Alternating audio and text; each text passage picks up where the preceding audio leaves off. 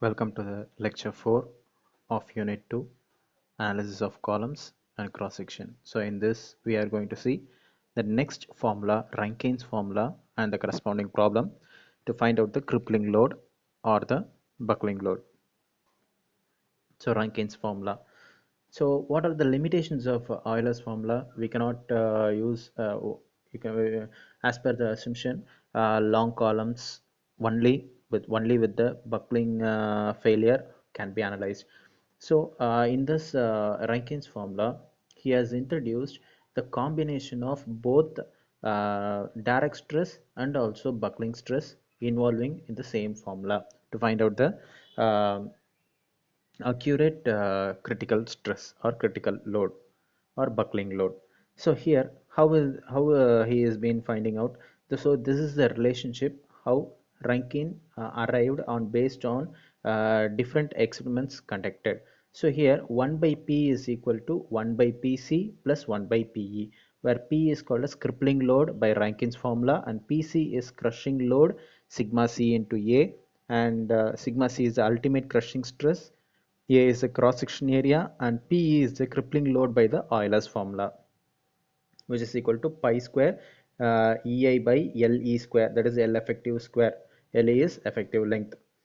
For the given formula, the material crushing stress is sigma C, which is a constant. Hence, the crushing and the PC, which will be equal to sigma C into A. We can also will also be a constant for a given cross-section area of a column. In the equation 1, so here the equation 1, that is the relationship formula. Pc is a constant, hence the value of P depend only upon the PE. But for a given column material, given cross-section area, the value of PE depends upon the effective length. So ultimately, this P value will depend upon the effective length of the column. You can see first, if the column is short, which means the value of LE is small, then the value PE will be very much large. Hence, the value of 1 by PE will be very much small. You can see that LE value is, if LE is small, automatically you can see that LE will be small. Denominator, if it is small, PE value will be much higher. So in this relationship, PE value is higher, which is in denominator. So ultimately this value 1 by PE will become very small value and we can neglect it. Only PC value will be there. So P will be equal to PC. So if the column is long, which means that the value of LE is very large, correspondingly the P value will be completely depend on PE only. So P will be equal to PE. Now in between the thing, that is, it is not purely long column, it is not purely short column, but intermediate beams. For this intermediate beams, 1 by P will be equal to 1 by PC by plus 1 by PE, which will give a satisfactory result. So rearrange this equation as cross multiply PE and PC in the numerator. So you will get PE plus PC divided by PC into PE, there, which is equal to 1 by P. Now taking reciprocal on the both the sides. So 1 by P will become P and this will become PC into PE. Denominator will become to numerator and numerator will come to denominator. So PC into PE divided by PE plus PC, which will be equal to PC by and rearranging this, dividing the numerator and denominator by PE, you will get PC by PE by PE. So it will be PC PE by PE, it will be equal to 1, and PC by PE you will be writing here. So now this is a remodified value for P. Now substitute the values. PC is nothing but sigma C into A, and then substituting the PC value again, sigma C into A, and PE value pi square EI by L effective square, and rearranging this term, then P will be equal to sigma C A divided by 1 plus sigma C A into LE square by pi square E, and substituting I as A K square. So already in the previous lecture we have seen that moment of inertia is equal to A by K. So after rearranging, finally we will get sigma c by a divided by 1 plus sigma c by pi square e into Le by k the whole square. Here Le by k the whole square is nothing but it is similar to the slenderness ratio, and here the other constant value sigma c by pi square by e, this is very much constant, and it is termed as alpha, where alpha is equal to sigma c by pi square e, and it is also known as Rankine's constant. So this is the final formula for finding out Rankine's crippling load. Rankine's crippling load. Here sigma c value must be known, and L effective value should be known, and radius of gyration value should be known. So this is the final equation. We will see some of the problems related to the Rankine's formula. And here is some of the table given for each material. What is the value of sigma c and what will be the corresponding value of alpha here. So everything is very much lower value. For wrought iron it is 1 by 9000.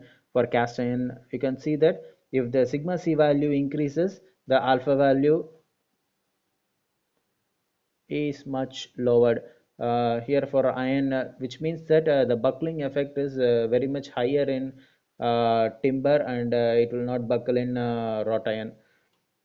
So let us see with the problem. Problem 19.15. 1.5 meter long column has a circular cross section of 5 centimeters diameter. One of the end of the column is fixed in the direction of the position, and the other end is free. Taking factor of safety as 3, calculate the safe load using Rankine's formula and Euler's formula. For Euler's formula, Young's modulus for cast iron is 1.2 into 10 power 5, and here for Rankine's yield stress is 560 Newton per mm square, and alpha value is 1 by 1600 for Pindians. Okay, let's see with the problem. Length is totally 1.5 meters, that is 1500 mm, and diameter is 5 centimeter. Area will be converted, area is pi by 4 because circular cross section, so 19.635 into 10 power 2. Moment of inertia, I for a circular cross section is pi by 64 into diameter power 4, so it will be 30.7 Newton power 4 Newton per mm square. Then radius of gyration. Radius of gyration is nothing but it is square root of I by A. I is nothing but moment of inertia and A is the area.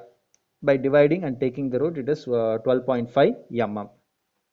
Then effective length. Effective length for this it is uh, so what is the condition here? One end of the column is fixed and the other portion is free, which means that one end fixed and other end is free. For this, L effective will be equal to 2L. So it will be totally 3000 mm. So factor of safety is 3. Now let's start with so these are the given data. So let's start with the problem. Here Rankine's constant is 1 by 6000, and sigma c is 5000. Here first we have to find out the Rankine's. Using Rankine's formula we can find out, that is P is equal to sigma c into A divided by 1 plus alpha into Le by k whole square. Substituting all these values, you will get 29,708.1 Newton. Then what is safe load? Crippling load divided by factor of safety will be safe load by dividing by 3, which is given as factor of safety in the question. So you will get 9,902.7. Then using Euler's formula, P is equal to pi square EI by Le square. Substituting all the values, you will get 40,020 Newton. So safe load is nothing but dividing by factor of safety, which is 3. So it will become 1340 Newton. You can see that Euler's is much lower, and using Rankine's it is much higher value. So for the same type of columns we can apply this much load without any failure, but even this will not get failed, but it will be much lower value. It can also be increased to this value. Then problem 2. A short length of the tube, 4 centimeter internal diameter and 5 centimeter external diameter, failed in compression at a load of 240 kilonewton. When the 2-meter length of the same tube was tested as a stud with a fixed end, the load or the failure was 158 kilonewton, assuming that sigma c in the Rankine formula is given by the first test. Find the value of the constant alpha in the same formula. What will be the crippling load of this tube if you use as a straight 3 meter long with one end fixed and other end is hinged? You can see that it is some a big question. You have to look deeply in the question. So what is the first line? A short length tube which is 4 centimeter internal diameter and 5 centimeter external diameter. So it is a hollow tube. It is failed in a compression of 240 kilonewton. You can see that it is failed in 240 kilonewton. So this value will be the sigma c value. You can see that during the compression it is failed at a 240 kilonewton. Then this sigma this stress value is called as, this load will be taken for considering the sigma c. So sigma c is nothing but sigma c divided by area. What is the area now? It is a hollow cylinder. What is the area of hollow cylinder? It is pi by 4 into outer diameter square minus inner diameter square. So that will be the area. Okay, when a 2 meter long length of the same tube, the same material tube is again tested for a tested under fixed ends, and its failure is 158 kilonewton. So here again it is tested it for both ends are fixed condition, it is 158. Assuming that sigma c for the Rankine formula is given by the first test, we are going to take the first test value, that is for sigma c. Find the value of the constant alpha for the same formula. You have to find out the value of alpha. What will be the crippling load? So same, we have to find out the p value. So here diameter is, outer diameter is 5 centimeter, inner diameter is 4 centimeter. So we have to find out the area and then moment of inertia, and then it's a radius of gyration, that is root of I by A. So you have found out. Then crushing load is 240 kilonewton, which is taken from the compressive test. So sigma, I already told that sigma c is equal to load by area. Here load is 240 kilonewton, which is the crushing load, that is all the ultimate load, failure load, divided by corresponding area. Area is nothing but you have 4 centimeter and 5 centimeter diameters, pi by 4 into outer diameter whole square minus inner diameter whole square. So substituting that, you will get 0.3395 kilonewton per mm square. So total length of the stud used in the main experiment is 2 meters. You have seen that it is used in 2 meters length, and the end conditions are both ends are fixed. Now effective length is as both are fixed, effective length will be equal to L by 2, which will be equal to 1000 mm. So here the load is 158 kilonewton. Here the load is 158 kilonewton. So here then substituting in the p value, you know the sigma c value which is found out here, and the corresponding area, and then divided by 1 plus alpha into Le by k. Here both ends are fixed, so Le value is 1000 mm. Substitute here, and radius of gyration you have already calculated here, k value, and substitute the k value. So after that you will find out finally the alpha value. You have to write in the decimal or in this fraction types. Then what is the second question? After finding the alpha, what will be the crippling load if the load is used in 3 meters long with one end fixed and other end hinged? Okay, here now the L effective is changing because one end is fixed and the other end is hinged. So L effective is equal to L by root 2, and we have to find out that effective length.